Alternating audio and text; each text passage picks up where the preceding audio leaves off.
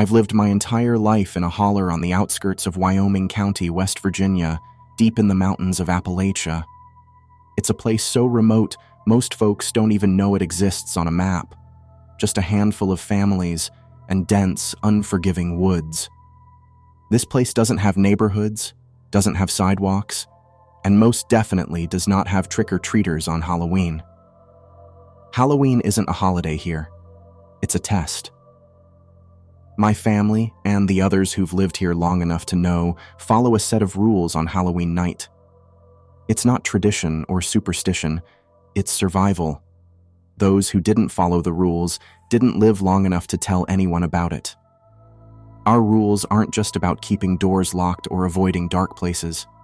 They're specific, with reasons rooted in events we don't talk about. My dad always said they came from my great-grandmother's time, when people came to these mountains from Scotland and still believed in the old ways. Whether it's spirits, or something else that's out there, or things just too old to name, Halloween night here has always been a game of life and death, and each rule existed to give you just enough of an edge to make it through till morning. The first time I broke a rule, I learned why they exist, and I'll never forget it. Every October, around the second week, the rules went up on the fridge. We lived by them. My family took them seriously, and not just in a keep the kids safe kind of way. These rules were for everyone. Break one, and you'd put us all in danger. Here's how they go. 1. If you hear 3 knocks at the door after sunset, do not answer. 2. If you hear a single hard knock, open the door, but do not look at who stands there.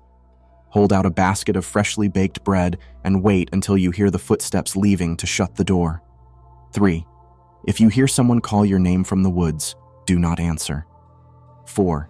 If you see a figure at the tree line wearing a wide-brimmed hat, do not look at him for longer than 1 second.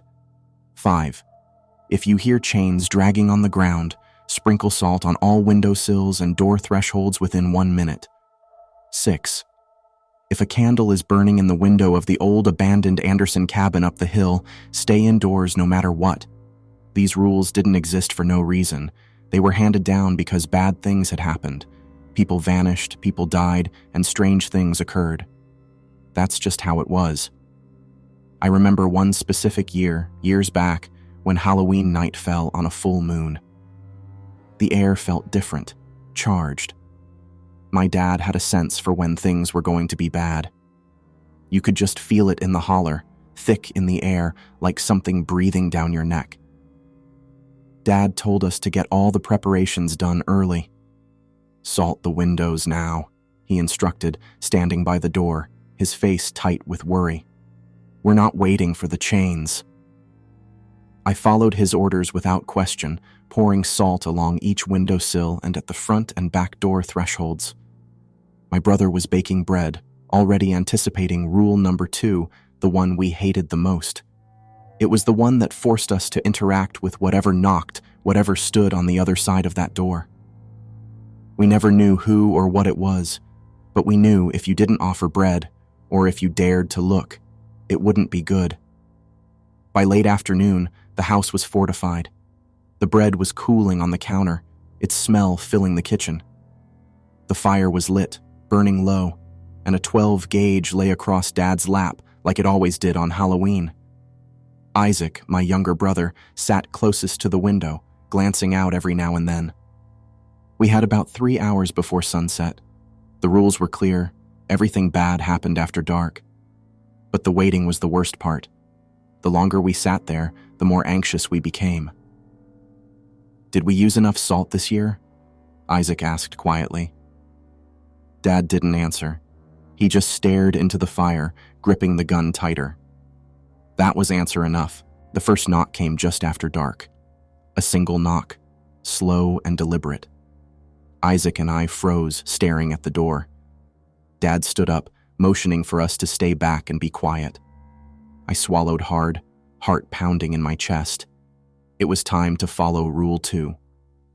Without a word, Dad picked up the basket of bread from the counter, freshly baked, still warm. He walked to the door, resting one hand on the knob. "Remember," he said, his voice low and steady, "don't look." He opened the door just wide enough to slip the basket through the crack, his eyes focused on the floor. The warm smell of the bread wafted out, and I could hear a faint shuffling on the porch. Whoever or whatever it was out there. I saw a flicker of movement from the corner of my eye, a shadow stretching across the porch, but I didn't dare look. Dad held the basket out, his hand shaking slightly. For a few heartbeats, there was no sound, no movement. And then, footsteps. Slow, heavy footsteps retreating from the porch. He waited until they faded completely, then shut the door quietly, locking it tight. Isaac let out a breath. Why don't we just leave the bread out early? Why do we have to wait for the knock? Dad's face was pale, and his eyes were hard. We have to wait for the knock. And if we don't answer the knock, it'll come in. We thought it was over. We had followed Rule 2 to the letter, and for a moment, it seemed like things were quiet. But here, nothing stays quiet for long on Halloween. Isaac was the first to notice him. He was standing at the edge of the woods, just where the trees meet the clearing. He was tall and thin, a wide-brimmed hat casting his face in shadow. He didn't move, didn't make a sound, but he was there, watching. Isaac gasped, pointing. "It's him," he whispered, voice trembling. Dad didn't need to ask who. He knew. We all did. The man in the hat. "Don't look at him," Dad snapped. "Not for more than a second." I glanced, just enough to confirm he was there. A tall, dark figure, almost blending into the shadows of the trees, but distinct enough to make my blood run cold.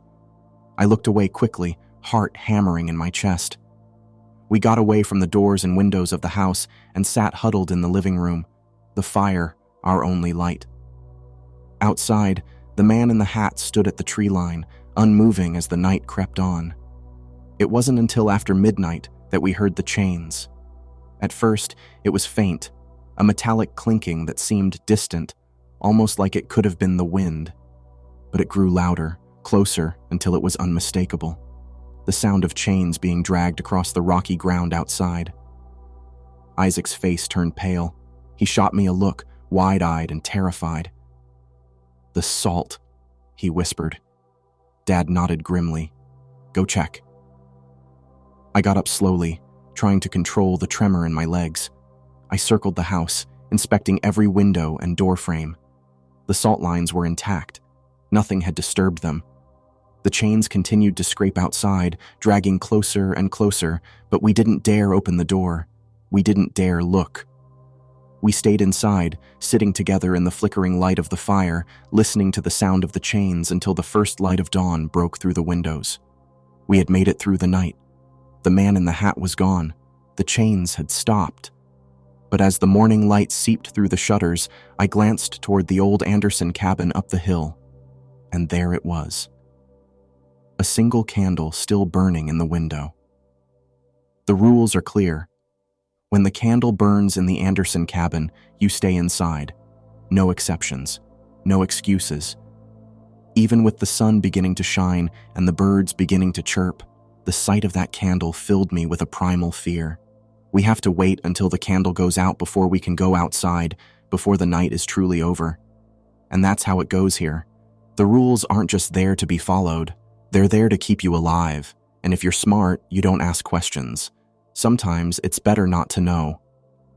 Halloween here had always been terrifying, but last year was different.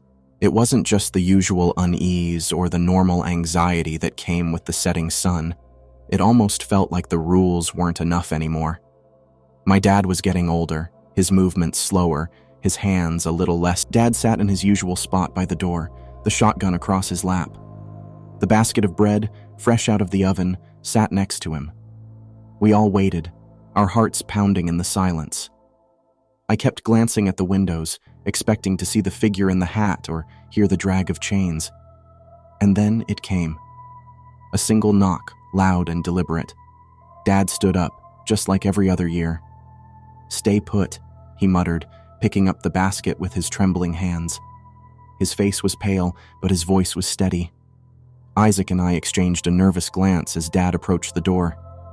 As always, I stared at the floor, focusing on the sound crackling fire and trying to block out the sense of dread that had settled in my gut.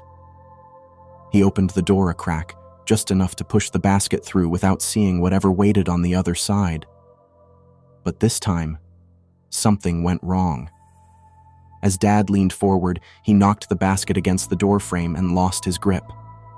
The bread tumbled out, scattering across the porch. The sudden movement, the noise, without thinking, I looked up. I looked at it, and I saw it. It wasn't a man. It wasn't anything I could name. It stood hunched over, far too tall to be human. Its limbs were unnaturally long, its skin pale and stretched tight over bones that jutted out at odd angles. Its face was sunken, like a skull with pale white skin pulled tight over it, and its eyes were wild and wide, too wide, like it didn't have eyelids. Its mouth opened unnaturally wide, a black, gaping hole that emitted a horrible, deafening wail. It was a sound I had never heard before, like metal scraping against stone, but worse. It drilled into my skull, making my ears ring and my vision blur. Before I could react, before I could even scream, the thing lunged. Its bony hand shot out, grabbing my dad by the collar. In one terrifyingly quick motion, it yanked him off the porch, dragging him toward the woods. The sound of his body scraping against the ground, his muffled cries, and the creature's horrible wail all blurred together into a scene of pure terror. Isaac screamed first. I was frozen, my mind unable to comprehend what had just happened, but Isaac's scream jolted me back to reality. "Dad!" Isaac yelled, bolting for the door. I followed, my legs shaking and my heart pounding so hard it felt like it would burst out of my chest. We ran out into the cold night air toward the edge of the woods where we could still hear Dad's faint cries. But before we could take more than a few steps, I saw it. The candle. A single flickering light in the window of the old Anderson cabin. My blood ran cold. We had come outside when the candle was burning. I grabbed Isaac's arm, pulling him to a stop. "Wait," I whispered, voice shaking. "The cabin." As if on cue, the door of the cabin suddenly flew open with a loud crash, as if something unseen was about to come storming out. Something angry, something that should not have been awakened. "We have to go," I shouted, dragging Isaac back toward our house. We scrambled inside, slamming the door shut behind us. I locked it, my hands trembling so badly I could barely turn the key. The shotgun was still on the floor by Dad's chair, but it felt useless. What good would it do against something like that? But the night was far from over. We huddled in the living room, terrified, waiting for the next rule to break. Isaac was crying, his hands shaking as he tried to steady his breathing. I stared at the door, half expecting something to come crashing through at any moment. The chains came next. We heard them clattering on the ground, dragging closer and closer. I grabbed the bag of salt, getting ready to double-check the lines of salt we had placed down earlier. The chains dragged right up to the front door, the metallic clinking echoing in the silence. I could hear it just outside, scraping against the wooden steps of the porch. But I knew the salt would hold. It always did. Or, so I thought. Isaac was the first to notice it. We had forgotten to resalt the front door threshold after going outside. The wind from the open door had disturbed our salt line. Just as I was about to rush toward the door to resalt it, I heard the chains and a creaking against the door. It sounded as though a heavy weight was slowly leaning against it. I knew we didn't have time. I began to back away, motioning to Isaac to go to the bedroom. Isaac screamed as the door burst open.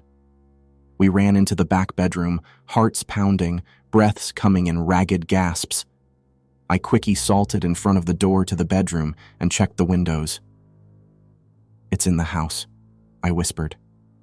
I could feel it, a presence, something cold and malevolent, creeping through the house toward us.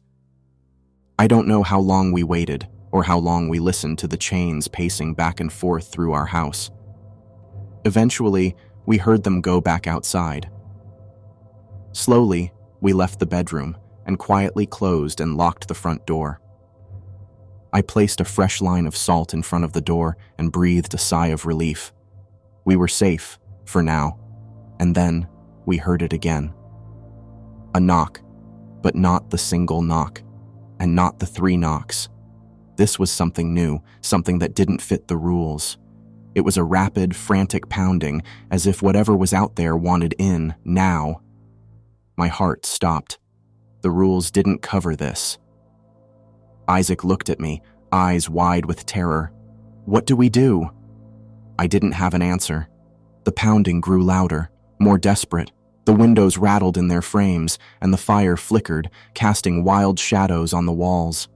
Whatever was out there was angry, angrier than anything I had ever felt before. We just wait, I whispered, my voice barely audible over the noise. We wait until daylight. The rest of the night was a blur of terror. Every minute felt like an hour. Every sound made my heart leap into my throat. We didn't sleep. We didn't dare move from the living room. We huddled together in front of the fire, clutching the shotgun like it was our last hope, and quietly crying over the loss of our father. The pounding on the door never stopped. The chains outside the house dragged back and forth, a constant reminder of the horror that waited just beyond the walls. And through it all, the candle in the Anderson cabin burned bright, flickering in the distance like a beacon of death. But somehow, we made it. By the time the first light of dawn broke over the mountains, the sounds stopped. The pounding ceased. The chains fell silent. The candle in the cabin flickered out. We had survived another year. Barely. But Dad never came back. Halloween in our holler had always been a test. But last year, it wasn't enough. Breaking the rules cost my dad his life, and everything is different. And I can't shake the feeling that this Halloween will be worse.